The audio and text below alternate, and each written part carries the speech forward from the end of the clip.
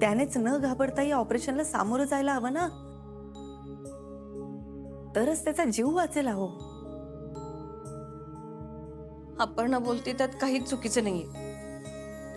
लग्न होईल हो, पण अमोलला काही झालं तर? रुपाली, अगं अमोलला का काही होईल? आणि तुम्ही म्हणताय तसं अमोलचा जीव महत्वाचा आहे, पण त्याचा आजार बरा होणारा नाहीये हे मान्य करायला हवं. दादा, अरे अर्जुन, अमोलचा आजार बरा होणं ही सामान्य बाब नाहीये. डॉक्टरांनी आपल्याला महिन्याभरापूर्वीच सांगितलं अमोलचा आजार बरा होणार नाही.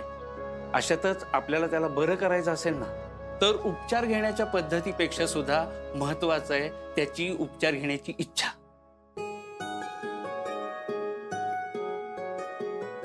हा, नाही म्हणजे बरोबर आहे. अमोल उपचारांनी बरा होतोय हे जरी खरं असलं तरी पण त्याच्याकडे एक महत्वाची शक्ती आहे, ती म्हणजे त्याची ऊर्जा आणि त्याची इच्छाशक्ती.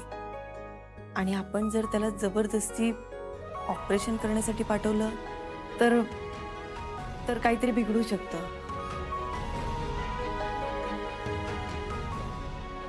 अगदी बरोबर. अमोलच्या काही इच्छा आहेत ज्या त्याला जगण्यासाठी ऊर्जा देत आहेत, आणि त्याच ऊर्जा जर आपण काढून घेऊ तर त्याच्याकडे जगण्यासाठी काय कारण उरणार आहे? पण सर, त्याची इच्छा आणि स्वप्न एकत्र नाही पूर्ण होऊ शकत. कसं सांगू तुम्हाला? मला एकच कळतं, आत्ता अमोल खुश राहणं गरजेचं, तरच उपचारांचे परिणाम दिसून येतील. मग आता आपण काय करायचं?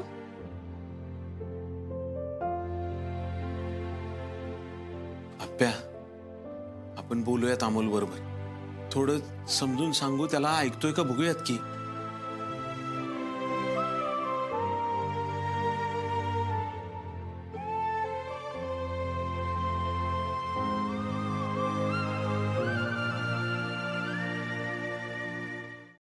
ठीक आहे, त्याला वॉर्ड नंबर 4 मध्ये शिफ्ट करा. ओके. डॉक्टर, ते अमोल कदमचं ऑपरेशन उद्या होणार आहे का?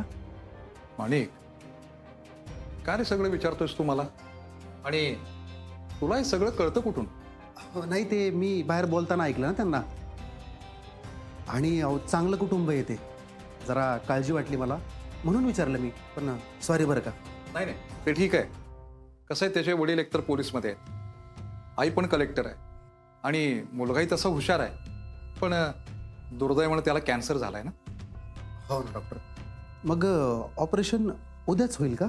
हो, डॉक्टर अभ्यंकर सर उद्या येतात, त्यांची व्हिजिट आहे ना आपल्याकडे. आणि अर्जुन सरांनी त्यांची अपॉइंटमेंट पण घेतली. अच्छा. नाही, अमोल मला त्याच्या आईबाबाच्या लग्नाबद्दल बोलला होता ना. त्याची शेवटची इच्छा आहे असं म्हणत होता तो. अच्छा. डॉक्टर, पण ऑपरेशन नंतर अमोल वाचेल का हो? खूप कमी चान्सेस आहेत, कारण ब्रेनच्या नाजूक ठिकाणी ती गाठ आहे. त्यामुळं doctor Abhyankar is the last hope. म्हणजे जे काही कॉम्प्लिकेशन्स न येता ऑपरेशन जर व्यवस्थित झालं तर कदाचित वाचू शकेल तो, पण हे चान्सेस 5% आहेत. अच्छा. पण ही केस बघता मला नाही वाटत अमोल वाचू शकेल यात.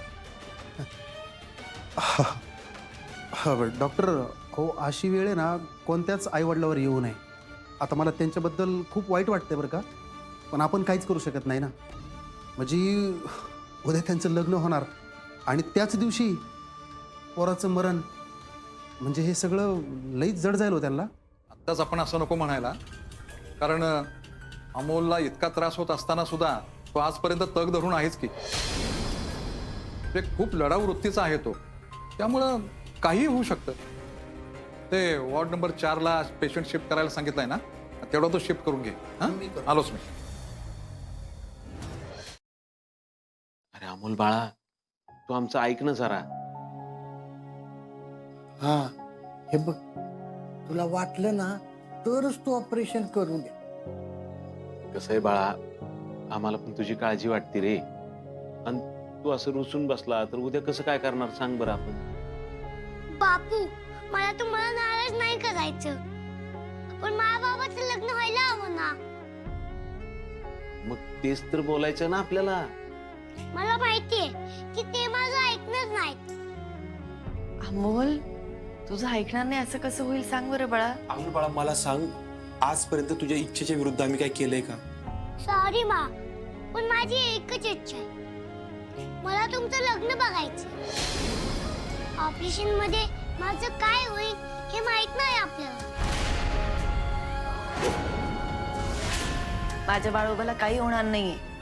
बाळा, तुझं जसं लग्न बघायची इच्छा आहे का नाही, तशीच घरातल्या सगळ्यांची इच्छा आहे तू त्यांच्या सोबत असावं.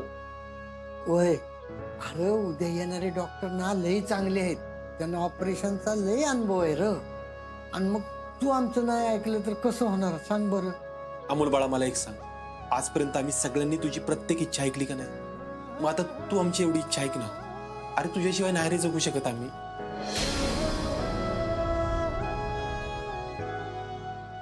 म्हणून म्हणतोय तुझं ऑपरेशन उद्या झालं पाहिजे. मग आता करायचं काय बाबा? उद्या काही होऊ दे, आपण तुझं ऑपरेशन उद्याच करू. आणि मला तुमचं लग्न बघायचं, त्याचं काय? अरे तुझी एक इच्छा आम्ही पूर्ण करू. उद्या मा बाबाचं लग्न मुहूर्तावर लागल म्हणजे लागल. पण तू पण आमची इच्छा एक पूर्ण करायला पाहिजे का नाही सांग बरं. पण दोन्ही एकत्र कसं होणार? अरे बाळा, त्याच्यावरच तर बोलायचं आहे आपल्याला. मग ते बोलायचं म्हणून बाहेर मोठी मा, मोठे बाबा, मोमा, मामा सगळेजण थांबलेत ना तुझ्याशी बोलायला. हा, तू येशील ना बाहेर त्यांच्याशी बोलायला?